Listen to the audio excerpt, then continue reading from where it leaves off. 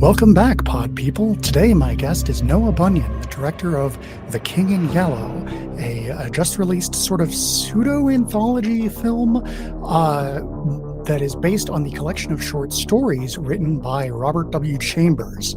Now, this is a really interesting project to me because you're adapting an existing work, one that's in the public domain. Thank goodness for the public domain. Yes. Yeah, and so and like I said, it's sort of an anthology film, but like I get the impression at least that it's all of the stories are sort of meant to be taking place in the same setting as each other, at around the same time. Is that right? Yeah. It's sort of, I wanted it to feel like it was breaking down as it goes along, so it starts as an anthology and then sort of becomes something like else by the time it's over. Okay. Yeah. Yeah, I found it tell me a bit about how you turned the collection of short stories, or rather just a few of them, into this like film, because as I recall, in the short stories are less connected to each other. It's been a while since I've read The King in Yellow, but are the short stories as connected in originally? Tell me about the adaptation process. Well, in the original book, the short stories they all mention the play. So you have that. There's a few brief mentions, but they're not like as connected as the film is. And with the film, I wanted to increase the connections to sort of make it on one hand easier to understand for the audience, and also to just be able to tell more of a story of this play encroaching on the world from various different points. Yeah. Sorry, go ahead. Oh, yeah. That's basically what I was trying to do. And in the short stories, half of them are set in New York, half are set in Paris. Just because I live in New York, it'll make the adaptation a lot easier. We moved the setting a bit. Yeah, that makes sense. Yeah, the thing that stuck with me the most, like that I remember the strongest from the short stories, is that in the first one, The Repairer of Reputations, which is also the first story in your movie, in the book, it is told by an unreliable narrator. And so we'll see sort of contradictory things happening when they're described by the narrator versus when they're sort of when another character reacts to them. So I'm curious how you tried to convey that sort of similar sense of distrust with the text through your film. Well, the thing about film is it's a lot more I guess you could Literal. say literal than a book, where like you're able to more get away with like the different points of view and the unreliable narrator in like a novel format. But in Yeah. this, we did want to really throw people into the deep end right away with the first story, which is totally works for the first story in the King in Yellow anthology. And we try to include some of the unreliable narrator element, because we have this character Hildred Castaigne, like he'll say things, and because as the film starts out, you're following him through the world, like he's your introductory character you're riding along with through that first portion of the film. At first, you're not really sure how much of what he's saying is true and how much is the crazy aspect of the character. Yeah. Yeah.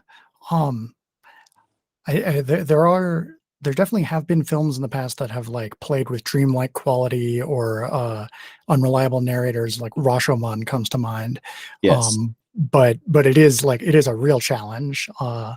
And Um, yeah, so because the film is sort of divided up into these short films, we don't have as long to spend with any given protagonist as we do in like a normal feature film. So, one of the most important parts of a film, especially for a horror film, is getting the audience to have strong opinions about the characters, whether those are positive or negative opinions. Uh, and so, can you talk a bit about how you tried to get the audience to care about the characters in this relatively limited amount of time? Um, well, there's a lot of psychology in the idea of the King in Yellow because it's people like losing their mind and that kind of thing. So I tried to give all the characters like their own kind of stuff going on like in their lives and include a bit of who they are as people and kind of what their deal is. Yeah, humanize them. Humanize them, yes, to just really get the audience more invested. Yeah. um So your film adapts four of the short stories from the original collection: "The Repairer of Reputations," "The Mask," "In the Court of the Dragon," and "The Yellow Sign." But the like I said, the collection of short stories contains several more, I think six more stories. And so, of the ones that you did not include, were there any that you really would have liked to? And why did they? How did you pick the ones that you picked? I mean, apart from them just being the first four. Uh, the collection's really interesting actually because so you've got those first four that are sort of like very surreal, like horror inspired, and then after that you've got, I mean, it varies a bit more. There's some romance stuff in there in the second half. There's a collection of poetry called The Prophet's Paradise, I think that one was called, which is in there. There's one that's very interesting. That's sort of a romance, but you get like a bit of weird elements in there. There's like an ending where it turns out like the guy was dead the whole time or something. Spoiler alert for the book from 1895. yeah. I'm personally, I am not bothered by spoilers unless it's like specifically a mystery thing. Okay. And so, um, in general, this sort of conversation is fine to say spoilers, especially for your film and your film's source material, especially when it's over 100 years old. Sounds good. But yeah, that Prophet's Paradise, that poetry section, there's a lot of like kind of interesting, evocative kind of descriptions in that, which I don't know how you do it, but it would have been interesting to kind of incorporate some of that more. Maybe animated. Maybe that's an idea to think of. I Yeah. know an animator. Animation is slow and expensive, but really cool when done well, Right. and can get much more uh, surreal than live action typically can. Okay.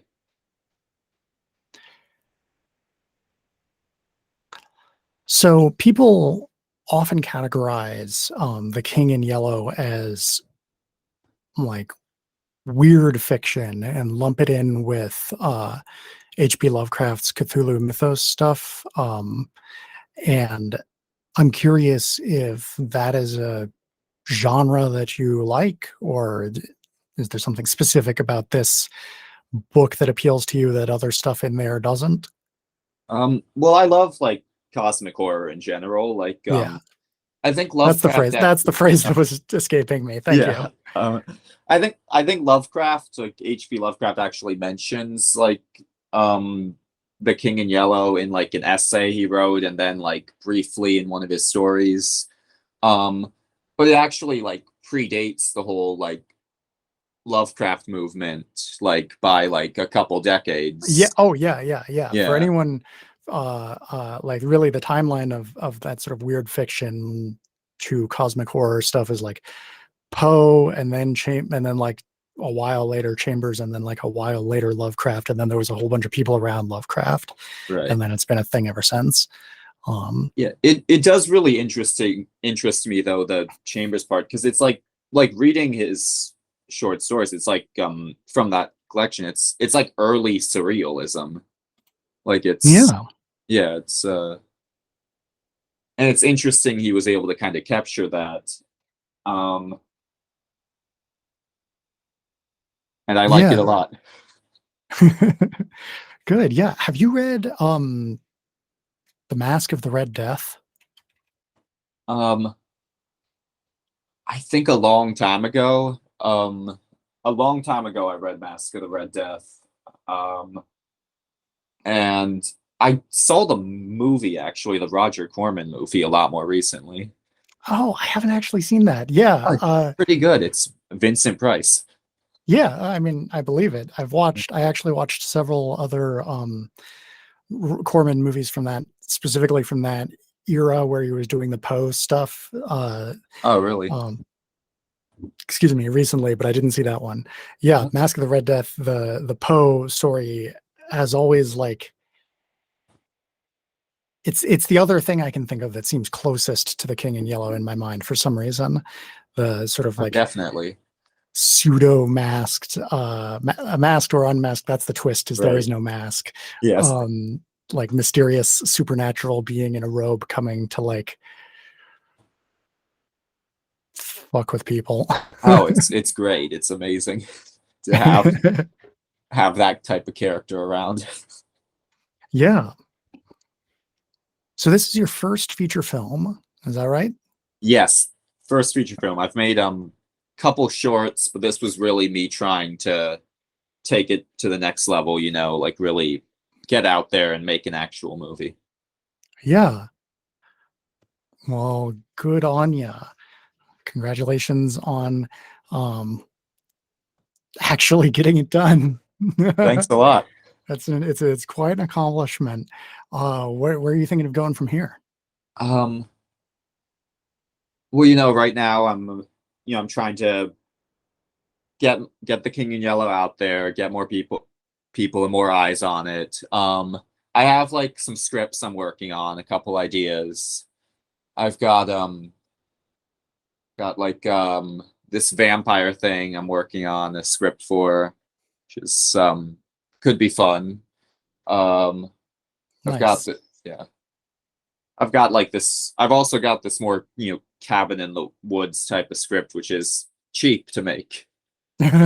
Um, Yeah, once you find the cabin, yeah, you're set. But yeah, I've got. Oh, sorry. Oh no, go I've ahead. got a I've got a couple things. I'm working on scripts for, and hopefully I can get some stuff from rolling in the future. Nice. So what are your plans for how to try to promote this? Um, well, I'm gonna try to start showing it in like festivals, that kind of thing. Um, I know there's a Lovecraft festival in Providence. I think they do in August. I'll try and see if I can get a booth there or something. Like see if I can get in there. Are you talking Uh, about Necronomicon?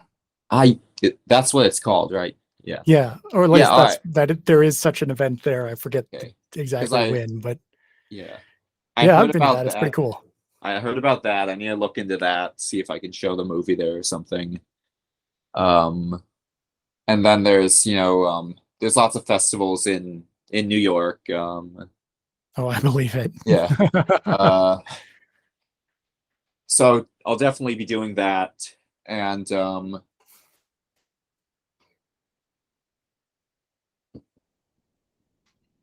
Yeah, and are you I've aiming? oh, what's that? I was gonna say, are you aiming to get it picked up by a distributor, or are you gonna try Uh, to? I'm hoping to. I'm hoping to get it distributed because I want to be able to get some DVD, Blu-ray copies of it made.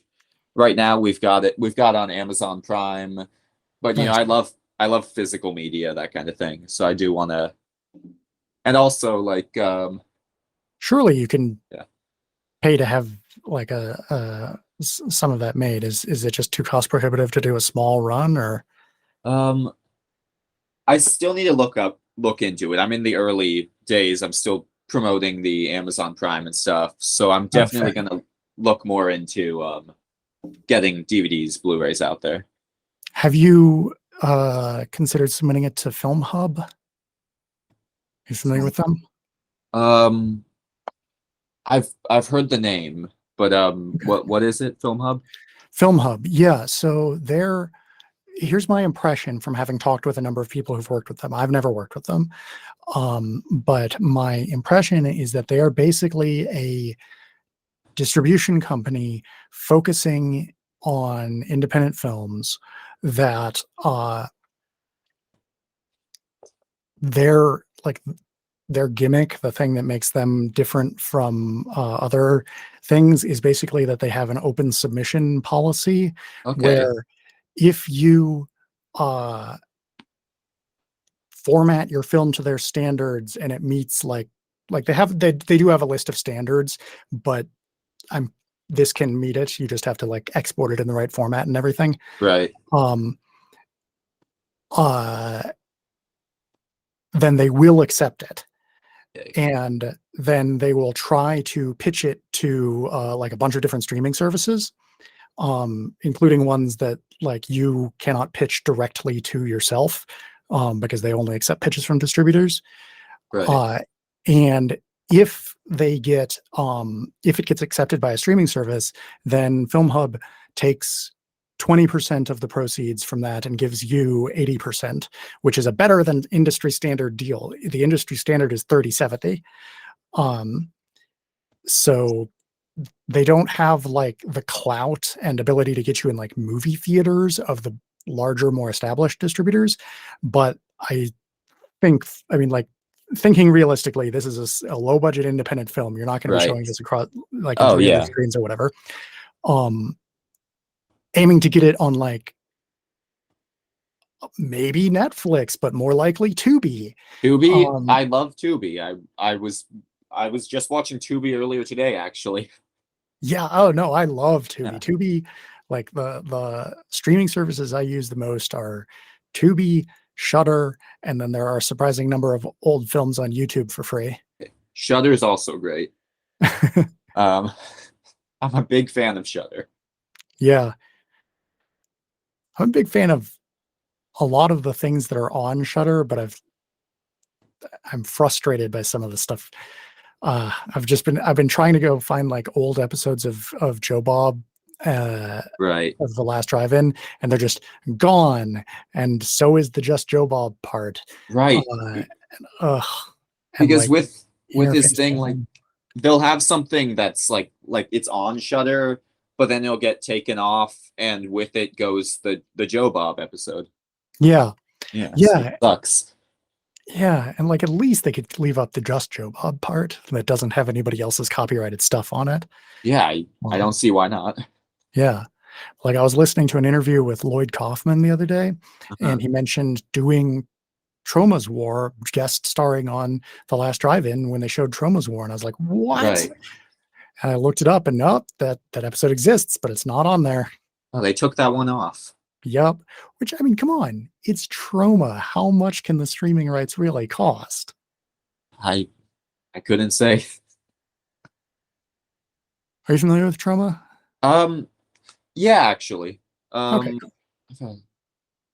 I've got there's Toxic Avenger, right? There's Yes. Yeah, yeah, yeah. That's definitely their main one. yeah. Um, I had a if I I had a coworker that I worked with on a job once who said that she had used to do some work for Trauma, actually. Oh, cool. Yeah. Yeah, a lot of people work for Troma for like one movie and then move on to bigger and better things. Hope your friend is one of those people moving on. She's doing No, great. Yeah. that's awesome. Yeah. Yeah, if I would recommend like one other Troma movie besides The Toxic Avenger, it would be Troma's War. So if you liked Okay. that, I recommend it. Check it out. All right.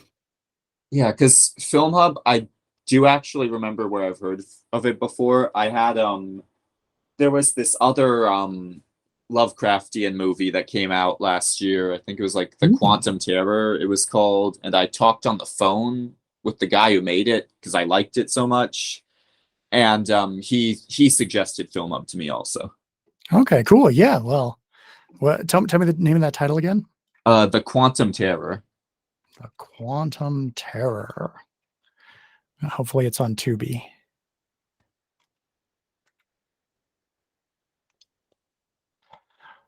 Yeah. Have you heard of the H.P. Lovecraft Historical Society? I have. I've heard of them. They did the black and white Call of Cthulhu, right? They did. That is exactly the film I was going to recommend. The Quantum Terror is on Tubi, so go check it Okay, out, nice. listeners. And it's probably on Tubi thanks to Film Hub. Almost certainly. If the person applied to Film Hub, then yeah, that's the only thing I can imagine. Um, yeah, so you've already seen or have you seen the Oh, black and white? I loved it. It's black and white silent film. It's meant to be like it was made when the story was written, which was the 20s, but it was actually made in like I don't know 2005 or 6 or 7. Yeah, yeah, yeah. I forget the exact year it was made, but Yeah, yes, me you got it too. exactly right there. It's really great. I actually interviewed the creators of it on this show a few months ago. Oh, awesome. So yeah, if you're interested, you can go listen to that one. Um, uh, yeah. So what indie films, Tubi style stuff have you been watching recently? I'm curious. Um, let me see. There's a lot of great older stuff on there I've watched. There was like Oh yeah. some of the old like Bela Lugosi kind of stuff, like which is great. The Devil Bat, Bela Lugosi. He's got this giant bat, and he gives people like cologne so that the bat will kill them by smelling the cologne and knowing who to kill. That's awesome. Yeah, I love old movies like that. I haven't seen that specific one, but I'm definitely going to check it out. Um One from the 60s that I watched on there recently, since we're talking about Bela Lugosi. Um he's not in it, but Dracula. It's Billy the Kid versus Dracula. That that sounds amazing. Yeah, the first like 95% of it is a pretty normal Western. Just the troublemaker from out of town happens to be Dracula. Uh, but Oh, then the last few minutes of it are a fight scene between Billy the Kid and Dracula, where Billy the Kid has Dracula at revolver point. Spoilers. Um, do okay. you do you want to know hear how it ends? I mean, I'll probably watch it anyway. Yeah. Um, Billy the Kid has Dracula at gunpoint, and uh, Dracula says, "Oh, your bullets cannot harm me." And Billy the Kid tests his theory and shoots him a bunch of times. And indeed, Dracula is not hurt by the bullets. So the Billy the Kid throws his revolver at Dracula, hits him in the head, knocks him out, and then stabs him to death with a scalpel. That's that is I don't know what to say to that. Oh, I can't remember if I've told that story on this podcast before or not, because that story was watching that. It was so funny that I was like, oh, I have to tell people this. So I've been bringing it up. With a scalpel.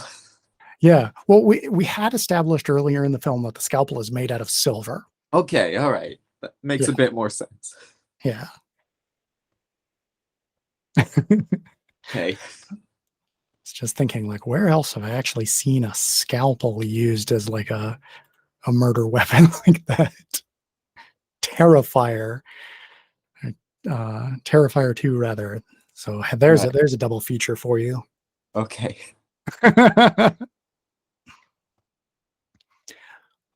So you are pretty much just at the beginning of your film career.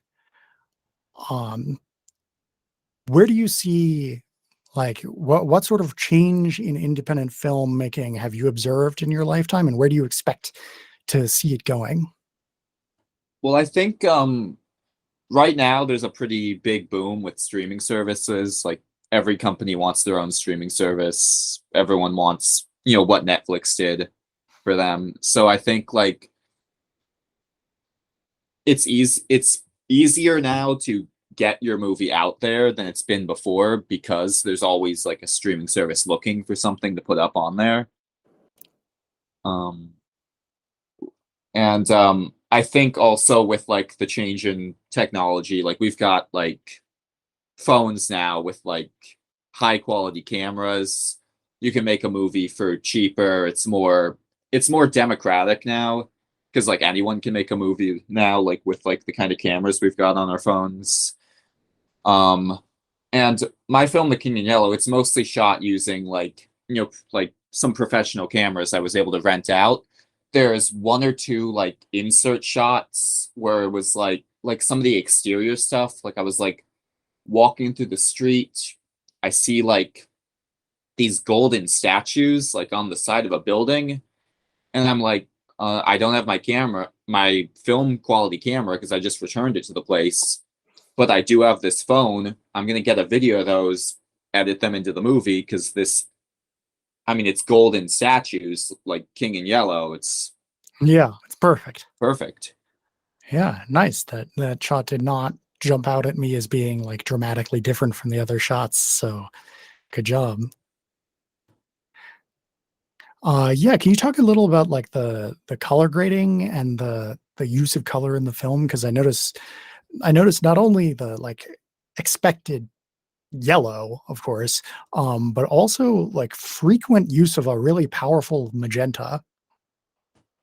Um, well, I tried to use like a lot of color in the film, like one because the King in Yellow is a color in the name. And also I'm a big fan of some of the 70s kind of Italian giallo films, like the kind of Suspiria and Deep Red, Yeah, that kind of thing. yeah, And yeah, yeah. yeah, I wanted to play with dramatic lighting. And so you got scenes where it's like a very white room. You've got scenes where there's like, red, green, like more bluish tint. And there's the yellow, which like yes, represents the King in Yellow. Um and the magenta, like magenta is a great otherworldly color. It's a Yes. great sort of like puts you ill at ease when there's like magenta in a film, because you kind of know like, okay, we're about to get weird with it if there's magenta. I guess you could say. Um, Yeah. but Yeah, it's been used a lot. So okay, so you filmed this over the past like 2 years. So that would be after things like the more recent Color Out of Space film and Mandy. right. Were you Um, in? Sorry, go I ahead. oh, was I influenced? Yeah, were you Um, influenced by those? well, I think both those movies have a great use of color, and I have seen them. Um, I like to think I'm influenced a bit by like every movie I've seen, but like, Yeah, of course. yeah, definitely. Like they have great color. I kept that in mind. Like, oh, I have to have like really amazing like colors in my movie, because like you kind of need it with like something as like kind of surreal as the King in Yellow. You need a lot of color to it, Yeah, um, and a lot of like emotional expression through color, and kind of yeah, yeah. yeah, yeah. I definitely see the Argento comparisons that you were making. Um, Speaking of older films and the Color Out of Space, have you seen Die Monster Die from 1965? I have actually the with Bela Lugosi, or Yeah. no, it No, no, no. Karloff. Boris Karloff. Boris Boris Karloff, Karloff. right? Boris Karloff, older Boris Karloff, but it's also a color out of space. Yeah. And Yeah. that Sorry, one's go very ahead. fun. That one's very fun. It really is. Yeah. Uh, it's not just fun, it's also, I think, really interesting to do, like, for a serious suggestion for a double feature. I do recommend Die Monster Die and the relatively recent Color Out of Space, because they're both adaptations of the same short story, but they're very different from each other. Right. Uh, Yes. I completely agree because that one, it's like, I mean, Die Monster Dies, like it, it feels like the films of its time period. Like you have all kinds of films, like especially some of the like Corman, like Poe stuff, where you've got like there's a guy going through the woods, stops at a castle, and or a mansion, or and stuff is gonna happen in there. mhm. Like you've got that's a whole subgenre of like you know guy goes to castle, strange stuff happens. Yeah, like what's the one I just Fall of the House of Usher. Yes, which that one's that's got blonde Vincent Price in it. He Yes. yes, he dyes his hair for that movie. Yes, that's right.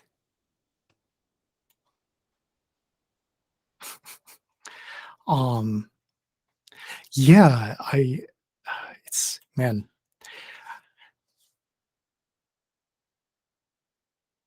And that just one, to change. Sorry, go ahead. oh, no, I what were you saying? Oh, just thinking about movies from that era. I was thinking about the Hammer horror films, which for a long time were a major blind spot in my knowledge of the history of horror cinema. But I recently watched the first one in most of their series, and I watched like the Quartermass Experiment, which wasn't a part of a series, but it was like the thing that kicked off Hammer Okay, horror. And then I watched like Blood of Dracula and Curse of Frankenstein and whatever the titles are. right. I love the Hammer films. Um, I my that script, the vampire script I'm writing, is sort of Hammer horror meets Texas Chainsaw Massacre, I guess you could call it. Okay, so I'm guessing that means like charismatic older villain uh who brutally murders people. I You could say that. Okay. um yeah, I mean, honestly, when I was watching the Hammer horror films, for at least like half of them, I was like, this is just, I prefer the old Universal versions of these stories. Um, yeah, in the case of the of Frankenstein, I like the Universal ones more than the Hammer ones. Yeah, Um, I'm not sure anything's ever going to top Bride of Frankenstein in no. terms of telling those stories.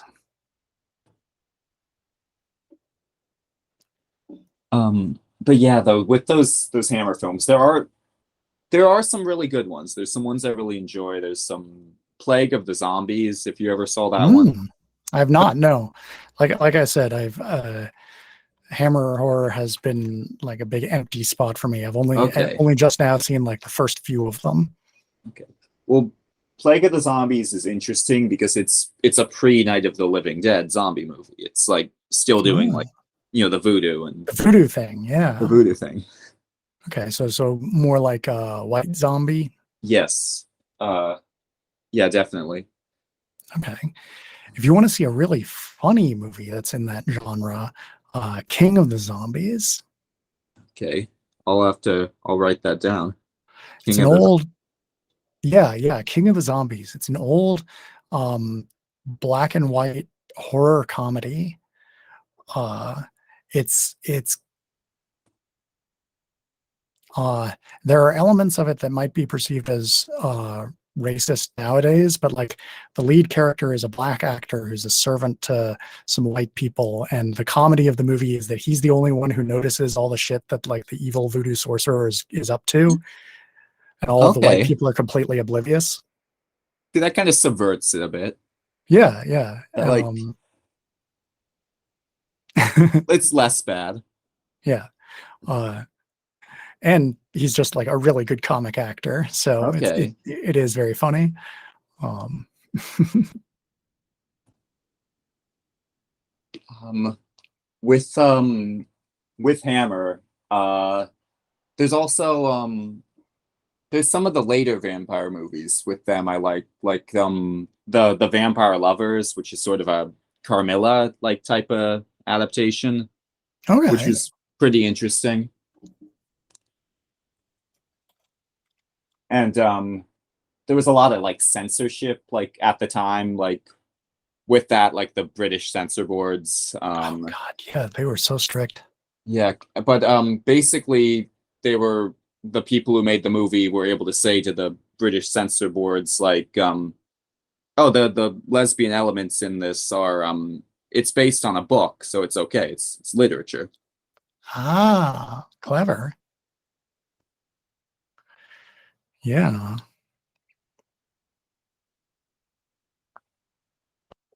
But no, that one I really enjoy. There's Ingrid Pitt, her name is, the actress in it, and she does a great job as Carmilla in this. cool. You know, a lot of great like I think what's his name? The uh Peter Cushing is also in that. Oh yeah, he is good. And in a lot of the Hammer horror films. So that is one thing that I'll definitely say the Hammer horror films do have going for them, is that they did a good job of getting like a new generation of their to replace like Karloff and Lugosi and all of them. Right. I usually end these things by asking the question about uh where do you see like independent film going in the future, but uh I already asked that earlier. Okay. Yeah, So we had a bit of a tangent with the Hammer horror, but you know, it was a fun tangent. yeah, exactly. We got all the right pieces, just not necessarily in the right order. All right. So where can people watch The King in Yellow? Well, for now it's available on Amazon Prime. Um, Eventually I want to try and get it on Tubi and also try to get it for sale on like physical copies. But right now you can go to Amazon Prime Video, you can search The King in Yellow, you find it right there. Um, and you know, watch the movie, leave a review, um, and enjoy. Nice. Yeah, I submitted a review, but it didn't show up, so I guess Amazon has Oh, to review it before they can post it or something to make sure I'm not spamming or whatever. I Um, saw that earlier today. It has gone up now.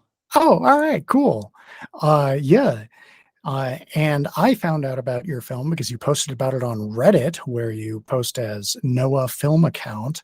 Do you have any other social media that you would like people to know about? Well, we've also got the official King in Yellow Twitter account, uh, where I post about the film and occasionally other horror movie stuff.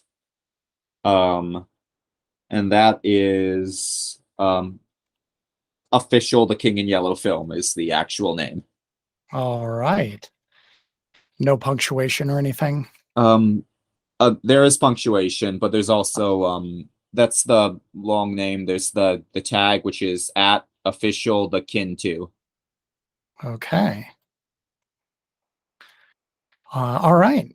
Well, I look forward to seeing what you come out with next. When you release your next movie, send me an email or something. I wanna watch it. Definitely, for sure. I will let you know. All right. Thank you for coming on here, and good luck with your next movie, Break a Leg. Thanks. It's been a pleasure.